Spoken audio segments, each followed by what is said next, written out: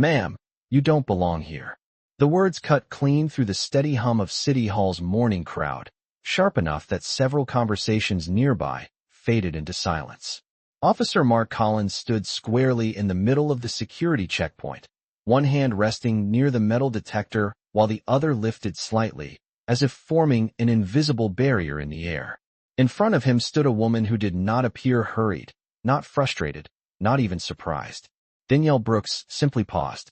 The marble floors of City Hall reflected the pale winter sunlight pouring through the tall glass windows that stretched nearly 30 feet above the lobby. Staff members in dark suits crossed the room carrying folders and tablets, their footsteps echoing softly across the polished stone.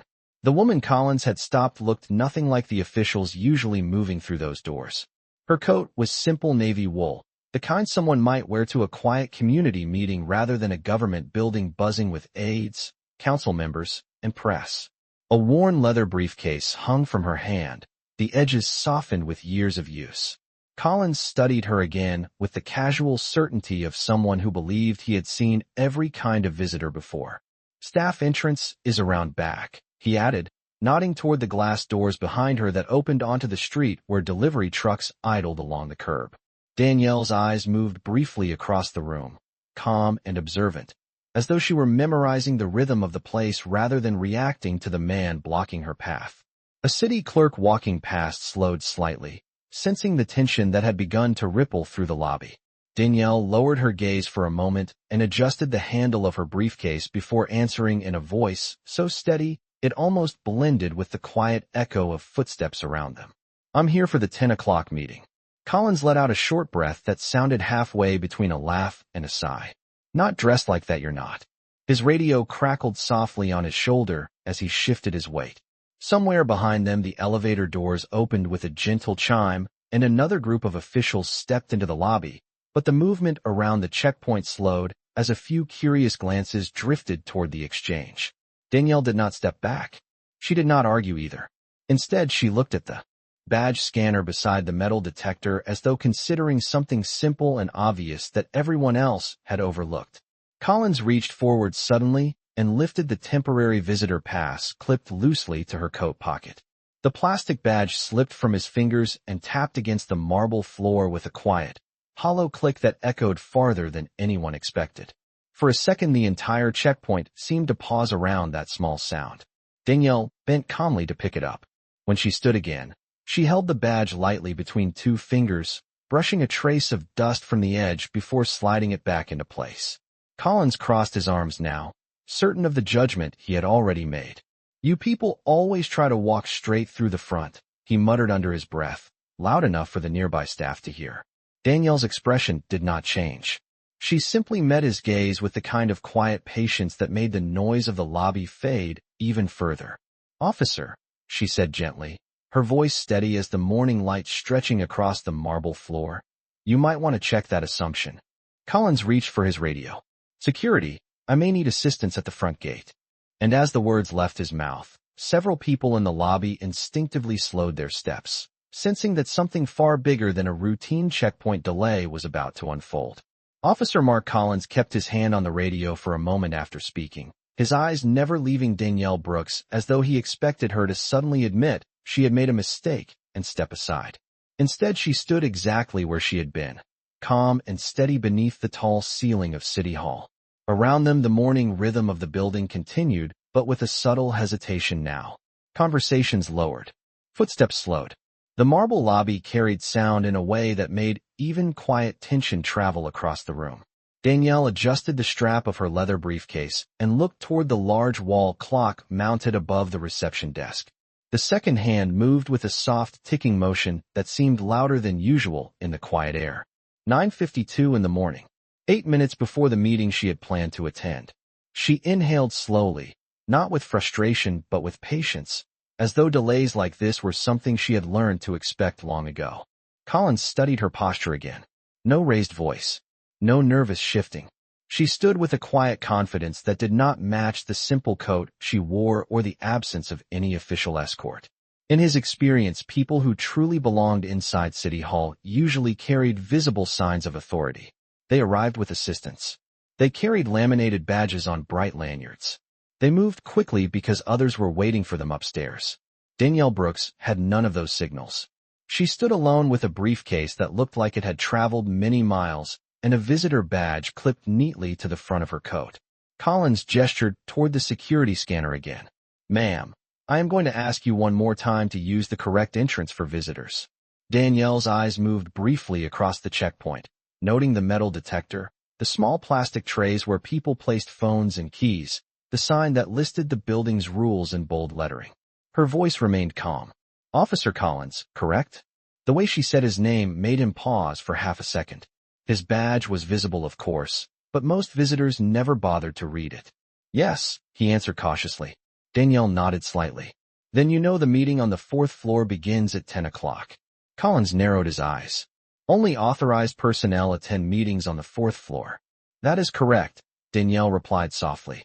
2 additional security guards were already walking across the lobby after hearing Collins' earlier radio call.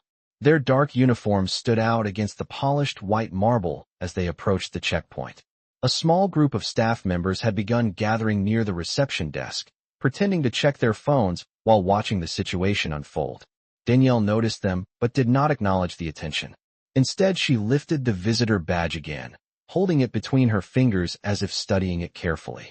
The plastic reflected a streak of morning sunlight that had fallen through the tall windows and stretched across the floor like a narrow river of light. Collins crossed his arms, confident that the arrival of the other guards would end the conversation quickly. "I do not know who told you to come here," he said, "but City Hall has procedures." Danielle placed the badge back against her coat and looked directly at him again. Her expression carried neither anger nor embarrassment. It carried something quieter, almost reflective, like someone observing a moment that would matter later. "Procedures are important," she said. "So is judgment." One of the approaching guards slowed slightly as he came within earshot, sensing the unusual calm in her voice. Collins lifted his radio again, preparing to finalize the request for escort. Danielle did not step away. She only glanced once more at the clock above the desk, watching the second hand slide toward 9:55 as the lobby of City Hall held its breath around them. The 2 additional security guards slowed as they approached the checkpoint, their footsteps echoing softly across the marble floor while the quiet tension in the lobby continued to grow. Officer Mark Collins kept his posture firm, the radio still in his hand, as though the simple act of calling for assistance had already settled the matter in his mind. Danielle Brooks stood exactly where she had been moments earlier, calm beneath the tall windows that washed the lobby in pale morning light. The large clock above the reception desk moved steadily toward the top of the hour, each second sliding forward with patient precision. 9:56. A city employee carrying a stack of folders paused near the edge of the lobby and pretended to review a document, though his eyes lifted occasionally toward the checkpoint. Situations like this rarely lasted long in City Hall. Most visitors who found themselves stopped at security either apologized quickly or turned around without argument. Danielle did neither. One of the approaching guards stopped beside Collins and glanced briefly between them.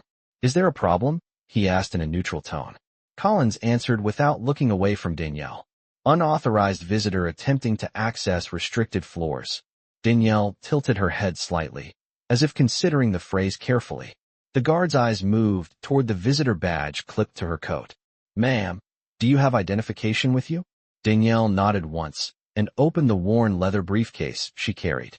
The hinges made a faint metallic sound as it opened. Inside were several neatly organized folders and a slim tablet device resting beside a stack of documents. She reached in slowly and removed a small identification card encased in clear plastic. Instead of handing it directly to Collins, she held it for a moment as though deciding whether it would make any difference at all. Collins watched the movement with growing impatience. "If that is a visitor pass, we have already seen it." Danielle's voice remained composed. "It is not a visitor pass." For a brief moment the guard beside Collins leaned slightly forward, curious. Danielle placed the card back into the briefcase without offering it. Collins frowned. "Then you should probably show it if you expect access." Danielle closed the briefcase again and rested both hands lightly on the handle. Her gaze drifted toward the large glass entrance doors where a few reporters had begun setting up cameras for the press conference scheduled later that morning. A quiet murmur spread through the lobby as several employees exchanged uncertain glances. Danielle returned her attention to Collins. "Officer Collins," she said gently, "I understand that you believe you are following the correct procedure." Collins gave a short nod. "That is exactly what I am doing." Danielle studied his expression for a moment longer. There was no hostility in her eyes, only a quiet recognition of how firmly he believed in the judgment he had already made. "Then perhaps we should allow the situation to clarify itself," she replied.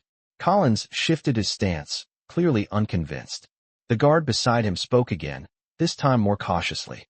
"Ma'am, if you cannot verify authorization, we may need to ask you to step outside while we confirm the schedule upstairs." Danielle glanced once more at the clock above the reception desk. 9:58. The lobby had grown noticeably quieter now. Even the sound of footsteps across the marble seemed softer as more people slowed to watch. Danielle did not move toward the doors. She simply lifted her briefcase and held it comfortably at her side. "I believe," she said calmly, "that someone will be arriving shortly who can confirm everything." Collins followed her gaze briefly toward the elevator bank across the lobby. The brushed steel doors remained closed, reflecting the bright lines of sunlight stretching across the polished floor. He shook his head slightly, certain the situation would resolve exactly as he expected. Danielle Brooks waited without another word while the second hand on the wall clock moved steadily toward 9:59. The second hand on the large wall clock reached the top of the minute and paused before beginning its next quiet sweep forward. 10 o'clock. The sound of the elevator chime echoed softly through the marble lobby just as the steel doors across the room slid open with a smooth mechanical whisper. A few heads turned instinctively toward the elevator bank, including Officer Mark Collins, though his expression remained firm and certain that nothing about the moment would change the situation unfolding at the checkpoint.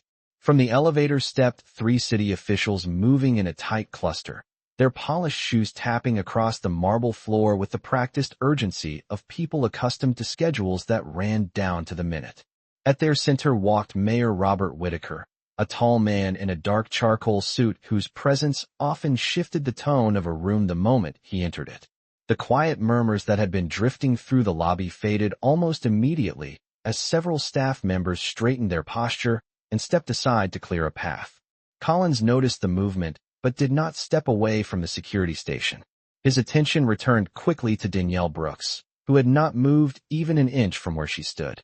Danielle lifted her eyes toward the elevator for only a second before returning her calm gaze to the officer in front of her. The sunlight falling through the high windows stretched across the marble floor and brushed lightly against the polished surface of the metal detector beside them. Collins cleared his throat and spoke again with renewed certainty, his voice low but firm enough to carry across the checkpoint.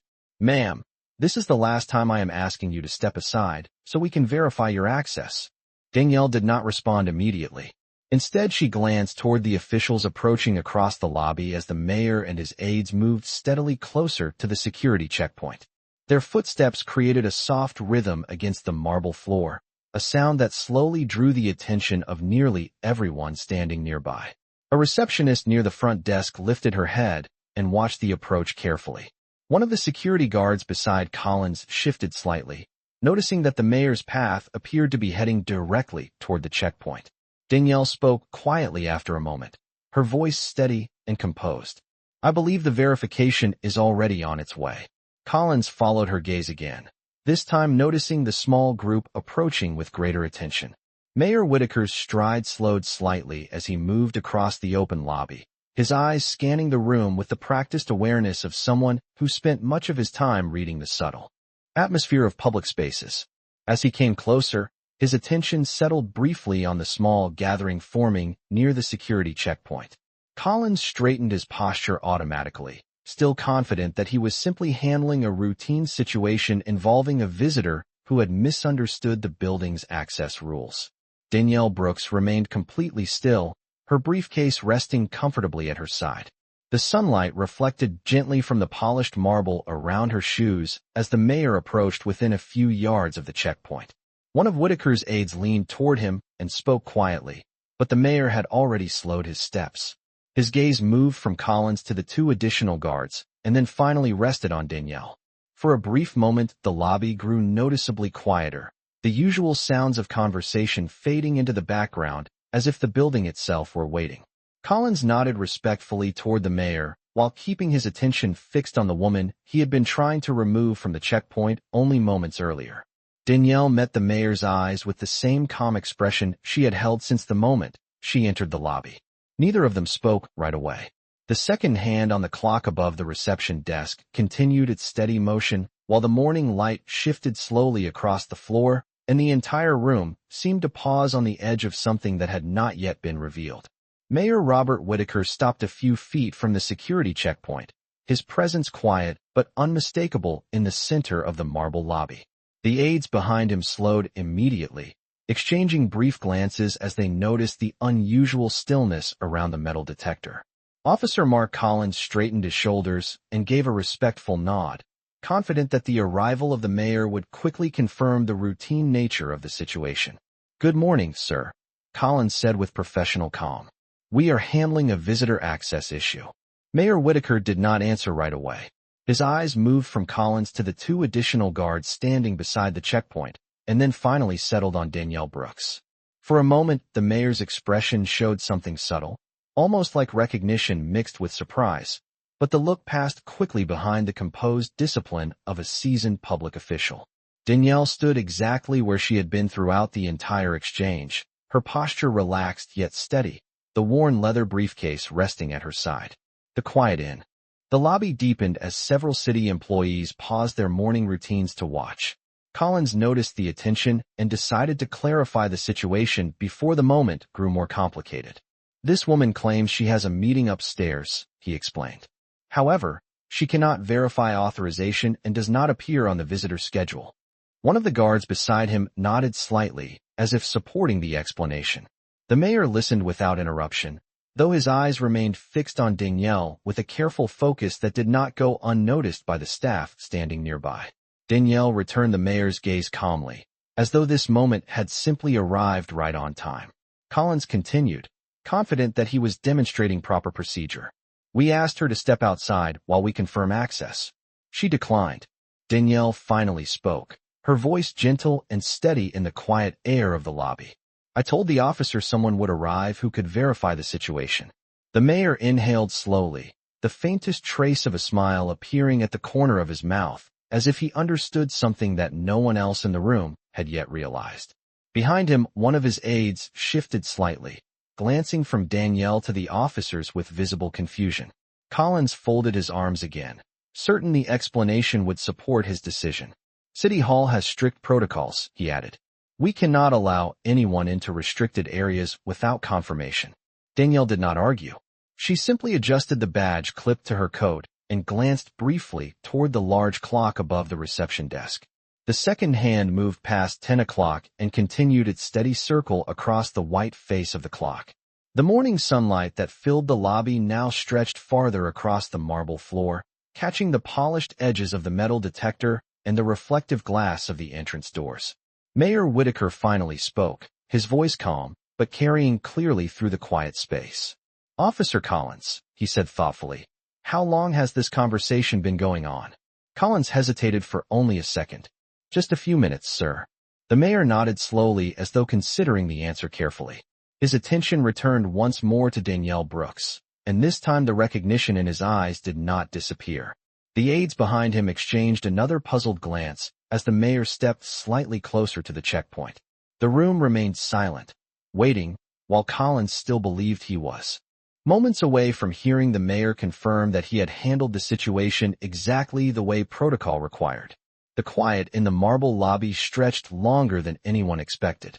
Officer Mark Collins shifted slightly where he stood, his confidence still firm, but now carrying the faintest edge of uncertainty.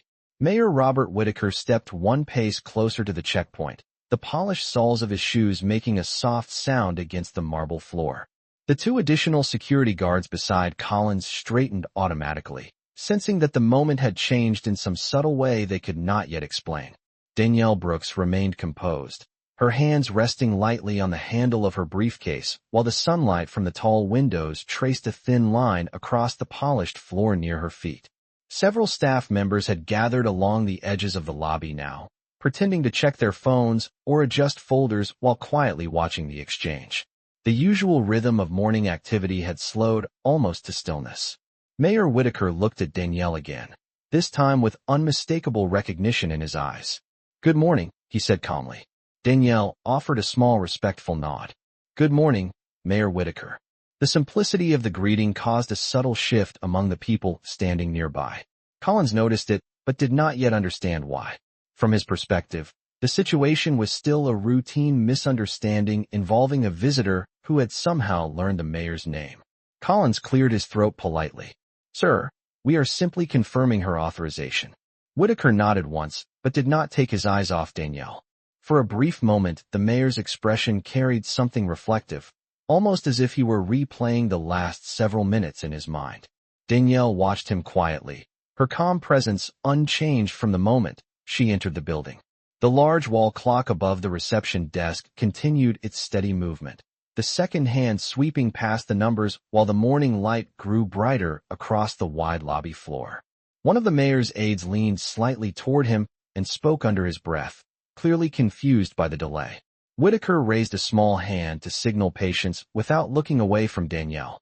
Collins felt the attention of the room shifting toward the mayor and decided to reinforce the explanation once more. "She claims to have a meeting upstairs," he said. "But there is no confirmation in the visitor system." Danielle spoke again, with the same quiet tone she had used from the beginning. "The meeting is scheduled for 10 o'clock on the 4th floor. Collins gave a small nod as if that statement only strengthened his position. "Exactly. Restricted access." Whitaker finally turned his head slightly toward Collins.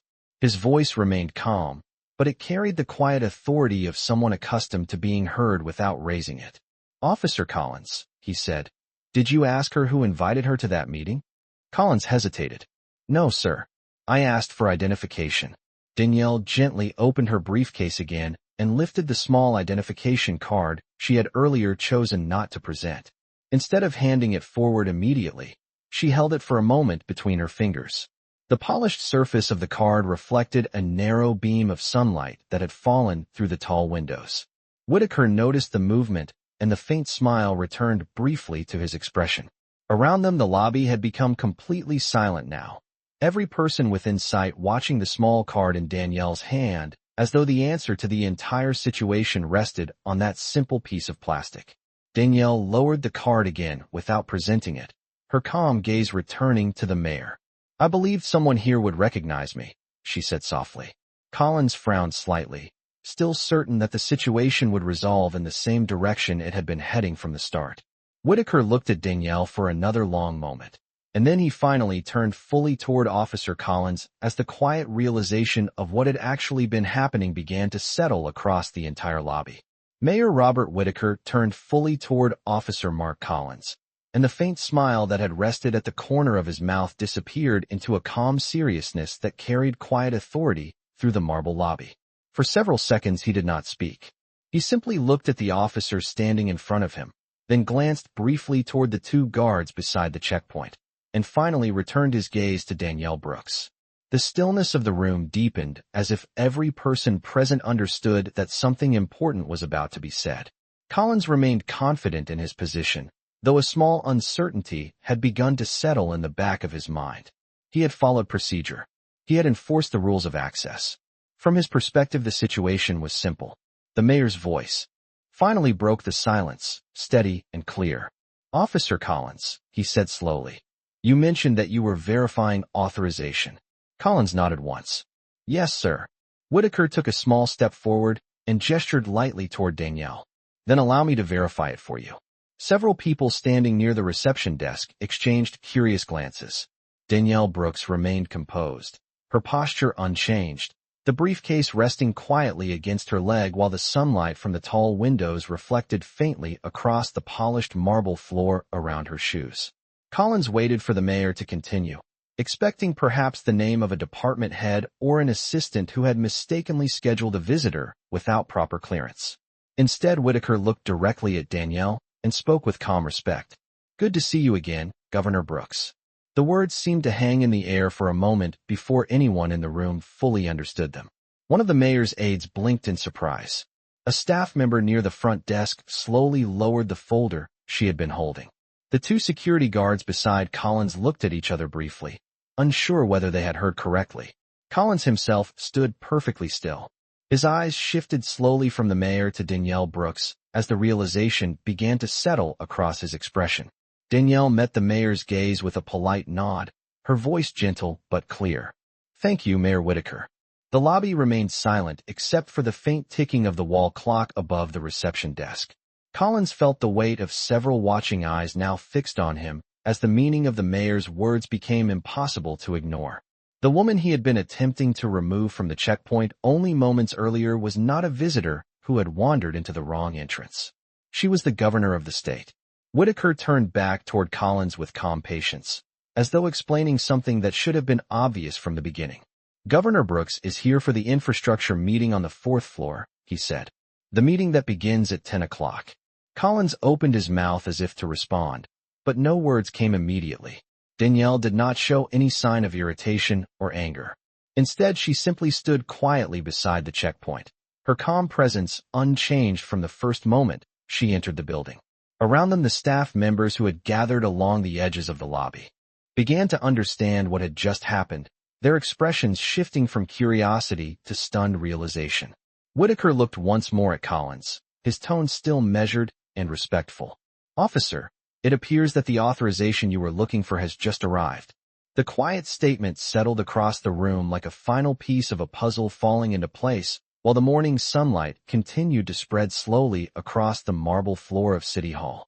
The silence that followed the mayor's words lingered in the lobby like a pause in the middle of a sentence that no one had expected. Officer Mark Collins felt the certainty he had carried only moments earlier begin to dissolve under the weight of the realization settling across the room. The polished marble floor reflected the bright morning light, and the still figures gathered around the checkpoint. Collins slowly straightened his posture, his eyes moving from Mayor Whitaker back to Danielle Brooks. The calm expression on her face had not changed at all. She did not appear offended or impatient.